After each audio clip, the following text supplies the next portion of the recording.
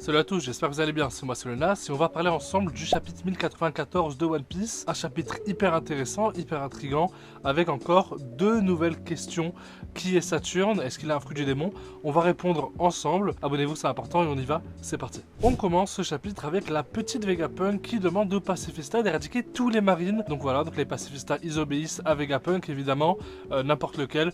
Et du coup les pacifistas on les voit, ils essayent de dégommer la marine, tout le monde, il n'y a pas de nanani nanana, tous les marines ils se font déglinguer, ça tire à coups de laser dans la bouche et tout, bref, une dinguerie, une boucherie je dirais même. Ensuite on rejoint Bonnet qui se fait taper par un pacifista qui est contrôlé, qui est chevauché par un vice-amiral. Ce vice-amiral a le Nori Nori Nomi si je me trompe pas, c'est un fruit qui peut justement faire danser la personne, on va dire littéralement manipuler, on va pas passer par quatre chemins, et Bonnet se fait cabosser la gueule. D'ailleurs petite précision, regardez la planche, quand on est dans le point de vue de Bonnet, quand on est dans le POV de Bonnie, les détails sont encore plus beaux, je trouve ça vraiment beau. Par contre, je vous le dis direct, dans ce chapitre, j'ai dû plisser les yeux plusieurs fois. Ensuite, on commence les bails avec Kizaru et Luffy. Je sais que certains d'entre vous de la communauté One Piece pensent que les amiraux sont égaux aux Yonko. Moi, je trouve que pas du tout. Et pour certains, selon vous, ce chapitre a mis les choses au clair. Et on voit justement une rivalité Yonko-amiral qui est égal, moi je trouve pas du tout, et je vais vous expliquer pourquoi, en tout cas c'est mon point de vue. Pour moi, Kizaru là, il fuit, il veut pas combattre Luffy, en tout cas il le dit lui-même. Moi de ce que je comprends c'est que Kizaru doit faire sa mission, doit finir sa mission qui est de tuer Vegapunk, ça je pense que vous êtes d'accord avec moi, et justement Kizaru ne veut pas se mesurer à Luffy, il dit que je veux pas m'amuser avec toi, il voit la menace qu'est Luffy en fait, et il peut pas justement faire en sorte que tout aille bien. Donc le mieux pour lui c'est de finir sa mission, et paf, se barrer, tu vois ce que je veux dire ou pas? Donc on est dans une dualité en mode fuis-moi, je te suis-moi, je te fuis. T'as compris, genre Luffy il veut fumer Kizaru, mais Kizaru ne veut pas se faire fumer par Luffy parce qu'il a autre chose à faire et surtout il a pas envie, évidemment. Juste après on enchaîne avec l'apparition de Jay Garcia Saturn, donc un des 5 doyens. Tout le monde a l'air choqué et justement personne n'a relevé ce point. Luffy il est en mode Gear 5, donc en mode Nika Nomi. Et je vous rappelle que le Nika Nomi c'est un personnage souriant, c'est le dieu du soleil, c'est le mec qui donne le sourire aux gens, Joy Boy. Et par conséquent, on voit que là, Luffy ne sourit pas, il ne rigole pas. Et c'est très spécial, ce sentiment de voir Luffy qui ne rigole pas, alors qu'il est censé rigoler justement en Gear 5. Qu'est-ce que vous en pensez? On voit Saturne donner un ordre directement aux pacifistas, ou du moins dans leur tête, de ce que je comprends. Il demande aux pacifistas de cesser le feu. Ensuite, Saturne il dit à voix haute, et tous les marines l'entendent, je sais pas si les Mugiwara l'entendent, que tout marine en dessous du grade contre-amiral a l'ordre de détourner le regard. Celui qui détournera pas le regard se verra puni. On est sur un délire dictature, j'allais dire, mais c'est stylé d'imposer cette hiérarchie en fait. Le mec est au sommet du monde, c'est un des 5 doyens. S'il te dit un truc, c'est pas pour rien et t'obéis. Et si tu le fais pas, t'es puni. Donc le frérot Saturne, il débarque sur Egghead avec un cercle magique, un halo satanique. Et tu vois, le mec, il arrive un peu comme Omen dans Valorant.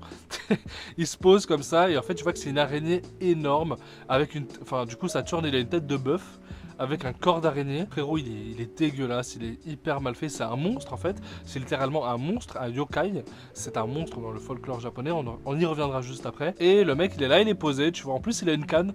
Je sais pas pourquoi il a une canne, mais je pense que cette canne ne sert pas à rien, évidemment. Si le mec, il est posé avec une canne, frérot, fuis. Vraiment fuis. D'ailleurs, avec le halo, on voit le chiffre 5. 5 qui fait référence soit aux 5 doyens. Donc pour dire que ce mec fait partie des 5 doyens. Et par conséquent, est-ce que les 5 doyens peuvent être remplacés? Ou justement parce que Saturne est le 5e doyen. Quand Oda nous a présenté les 5 doyens, il y avait une sorte de liste, et c'est peut-être en fait dans l'ordre, et on voit Saturne dernier des 5 doyens, donc peut-être que c'est son chiffre, le numéro 5, et c'est peut-être justement le moins fort des 5 doyens. Pourquoi pas? Peut-être que chaque doyen a son propre halo avec son propre chiffre. Qu'est-ce que vous en pensez? Donc ce qui veut dire que le plus fort des doyens serait Jupiter, vu que c'est le premier de la liste.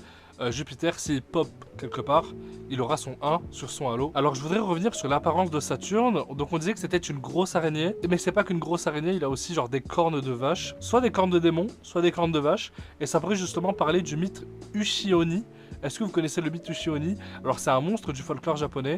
Uchioni se traduit littéralement par démon vache. Et vu la gueule du truc, on voit que c'est une araignée et un bœuf. Tu vois ce que je veux dire ou pas? Il est dit que ce monstre apparaît souvent en bord de mer. Et ce qui est intéressant, c'est que Egghead, c'est une île. Donc évidemment, il y a de la mer autour. Mais aussi que les Mugiwara cherchent aussi à se débarrasser et à se barrer de l'île en fait. Parce que l'île est encerclée par les marines. Et les Mugiwara cherchent à se barrer de l'île. Et vu qu'ils font que courir vers les côtes, vers là où il y a le bateau en fait, c'est plus proche de la mer. Donc c'est intéressant aussi. Ça fait pas un peu sens? Et si on continue sur ce délire du mythe, ça veut dire que chaque membre du Gorosei est un monstre yokai du folklore japonais en lui-même en fait. Et du coup Sabo ne mentait pas, tu vois, quand il disait qu'il avait atterri en enfer. En plus, ce qui est intéressant, c'est que si tu rajoutes que Akainu, ça veut littéralement dire chien rouge, ça veut dire que chien rouge, enfer, enfer Cerbère, donc le chien qui garde les enfers. C'est intéressant, hein. Qu'est-ce que vous en pensez? Tout ce mythe sur l'enfer, sur les démons, enfin vraiment je trouve ça génial. On continue avec Luffy qui arrive devant Kizaru et justement il arrive à lui mettre une grosse droite, il lui met un White Star Gun, une nouvelle technique. Par contre cette planche les gars elle est illisible. Elle est illisible, je suis désolé, je plisse les yeux, j'arrive pas à voir le corps de Kizaru, je sais pas où il est. Bon, heureusement qu'après on voit qu'il se fait taper la gueule. Par exemple, tu vois le... Je sais pas si c'est une droite, je sais pas si c'est son pied à Luffy, regardez la case là. Je sais pas si c'est un pied, si c'est une droite, enfin bref, c'est pas très important, on s'en fout. Luffy tombe de fatigue et on voit justement Saturne qui dit à Nika, tu vois, en mode ça lui rappelle des souvenirs. J'aimerais bien justement avoir des révélations sur Nika. Quel est ce fruit du démon? On sait que c'est un Zoan, d'accord, mais en savoir plus en fait, qui est l'ancien utilisateur, pourquoi est-ce qu'il le voulait. Voilà quoi, tu vois, histoire de. Et après on voit tout le monde en face de Saturne, tout le monde qui est en face de Saturne et qui se demande merde mais qu'est-ce qu'on fait? On a une sorte de pression, elle est horrible cette pression parce que t'as l'impression que les Mugiwara ne peuvent plus rien faire à part Sanji. Le seul qui peut peut-être faire quelque chose c'est Sanji, mais je le vois mal faire quelque chose. Peut-être un échange de coups comme avec Doflamingo, mais sans plus. Sanji je pense pas qu'il a le niveau pour taper un doyen, ni même Luffy actuellement, on va être tout à fait honnête, c'est pas parce qu'il est mort qu'il peut taper justement le doyen. Après ça c'est mon avis tu vois, mais ça me rappelle un peu Shabonzi, je sais pas si vous voyez un peu la différence. J'ai l'impression que c'est un copier-coller avec Shabonzi, les Mugiwara qui sont morts, qui sont défoncés. T'as justement une menace supérieure à eux qui est en train de les déglinguer comme Kizaru du coup à l'époque. En plus je le disais sur Twitter, tu vois, je disais que les Mugiwara doivent perdre, ils sont obligés de perdre, ils sont trop pétés, ils sont trop fumés, il faut qu'on les remette à leur place, il faut qu'ils prennent une drill.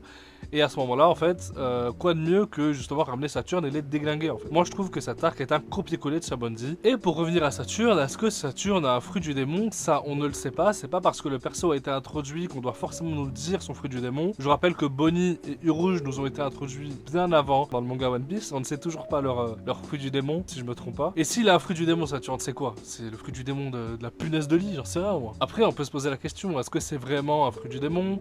Son attaque quand il fait exploser la tête d'un marine quand il l'a vu, est-ce que c'est de la clé des rois? Bon je pense pas que ce soit de la clé des rois, mais ça doit être quelque chose, tu vois, une magie, je sais pas moi, un sort, enfin tu vois ce que je veux dire, un truc.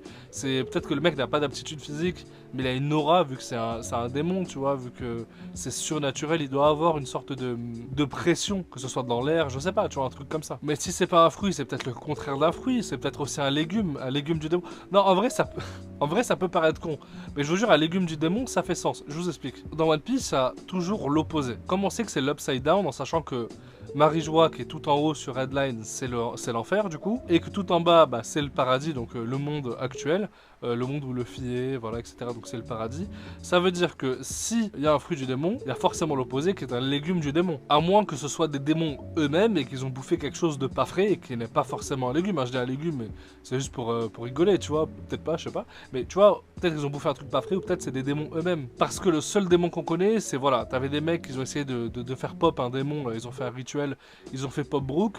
Sans plus, mais il y a aussi Totmusica dans le film One Piece Red qui apparaît un peu comme, bon, elle apparaît pas vraiment comme Saturne, mais le Totmusica, le démon, il apparaît un peu dans le délire, tu vois, où le mec il arrive en mode Omen dans Valorant, tu vois. Ça c'est le seul démon qu'on connaît réellement dans One Piece, si je me trompe pas. Corrigez-moi si je fais des erreurs, n'hésitez pas les gars. Énormément de questions par rapport au Gorosei, il y a énormément de choses à dire, vraiment il y a énormément de choses à dire, et à chaque fois que tu vois quelque chose, une petite révélation, et bien t'as 15 autres questions qui viennent juste après, ça me rend dingue, et en plus One Piece c'est pas prêt d'être fini, hein. On va pas se mentir, en 2027 on y sera encore, je vous le dis. Enfin bref, pour finir, on a Bonnie qui plante justement Saturne, mais bon, vas-y, lâche ça, t'es conne ou quoi, imbécile?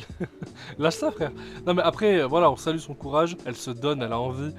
Vraiment, j'aime beaucoup ce personnage, très très très profond. Un des personnages les plus humains finalement, hein, Bonnie, son papa, etc. J'aime beaucoup. Et bon, Saturne, ça lui a rien fait, on va pas se mentir. Le mec, il explose des têtes, tu crois c'est Game of Thrones ou quoi, là, avec ton petit poignard, là. Mais enfin, on finit sur le chapitre justement sur Bonnie qui plante le frérot Saturne. Et j'ai hâte de voir la semaine prochaine ce qu'on nous propose. Je sais pas s'il y a une pause ou pas, j'ai pas vraiment vu. Mais j'ai hâte de voir ce qu'on nous propose. Saturne, un perso fort. Et il doit y avoir quelque chose la semaine prochaine, c'est pas possible en fait. La semaine prochaine, il doit y avoir un incident, que ça vienne de l'extérieur, de Barbe Noire, de Shanks, je ne sais pas, ou peut-être d'un énorme engin, d'un énorme robot de Vegapunk sous l'île, j'en sais rien, tu vois, mais il faut qu'il y ait quelque chose qui fasse que ce soit le drame justement de Egghead. On dit que c'est le drame de Egghead. Est-ce que c'est parce que Saturne il va die, ou est-ce que c'est parce que c'est un Mugiwara qui va die? Parce que je vous rappelle que Franky il est dos à Saturne. Il est de dos à Saturne, donc ça veut dire qu'il va peut-être prendre une drill, hein. Peut-être qu'il va die, je sais pas, je sais ça comme ça. Bon, je pense qu'on a fait le tour les amis, je vous invite à vous abonner si ce n'est pas déjà fait. Merci d'avoir suivi cette vidéo, cette review. Et n'hésitez pas à me suivre sur Twitch les gars, on fait des lives sur Twitch, on discute, on papote ensemble. Venez, on fait des trucs. Plus il y a de gens et plus on rit, et plus on se la marre, on se régale en fait, on se régale. Vous avez tous les liens dans la description. Vous avez juste à me follow histoire d'avoir la notif, comme ça vous savez quand est-ce que je stream. Je vous fais des bisous et je vous dis à très bientôt pour une nouvelle review. C'était le Nas. Ciao.